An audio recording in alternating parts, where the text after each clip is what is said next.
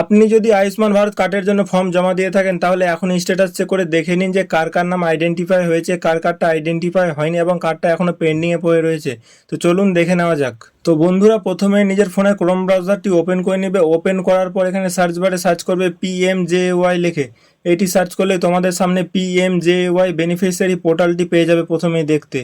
তো এই পোর্টালটির লিঙ্ক অবশ্যই আমি ভিডিও ডিসক্রিপশন বক্সেও দিয়ে দেবো, তোমরা চাইলে সেই লিঙ্ক থেকে ডাইরেক্ট এন্টার হতে পারো। তো এই লিঙ্কে ক্লিক করলে তোমাদের সামনে অফিসিয়াল ওয়েবসাইটটি একদম খুলে যাবে। তো নিচের দিকে একটু টানবে, এখানে দেখতে পাবে এখানে লগ ইনের অপশন রয়েছে। এখানে ক্যাপচার কোড ও মোবাইল নাম্বারের দ্বারা লগ ইন করতে বলা হয়েছে। তো প্রথমে ক্যাপচার কোডের বক্সে ক্যাপচার কোডটি দেখে দেখে সঠিকভাবে বসিয়ে দিবে। বসানো হয়ে গেলে তারপরে মোবাইল নাম্বারের বক্সে মোবাইল নাম্বার বসিয়ে দিয়ে এখানে এই যে ভেরিফাইয়ের অপশন রয়েছে, এই ভেরিফাইয়ের অপশনটিতে ক্লিক করবে।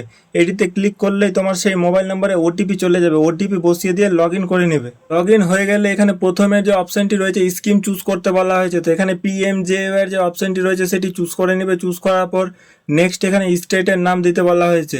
তো এখান থেকে নিজের স্টেটের নাম চুজ করে নেবে। স্টেটের নাম চুজ করা হয়ে গেলে তারপর যেখানে সাব স্কিমের যে অপশনটি রয়েছে সেটি কিন্তু নিজেই সিলেক্ট হয়ে যাবে। এখানে তোমাকে কোনো কিছুই করতে হবে না। পরবর্তী অপশন রয়েছে ডিস্ট্রিক্টের। এখান থেকে নিজের ডিস্ট্রিক্টের যে নাম রয়েছে সেটি এখান থেকে চুজ করে নিবে।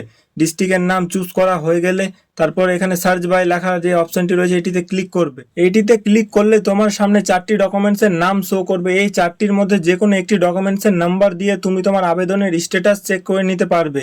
তো এখান থেকে আধার নাম্বারের যে অপশনটি রয়েছে এটি মূলত তোমরা চুজ করে নেবে।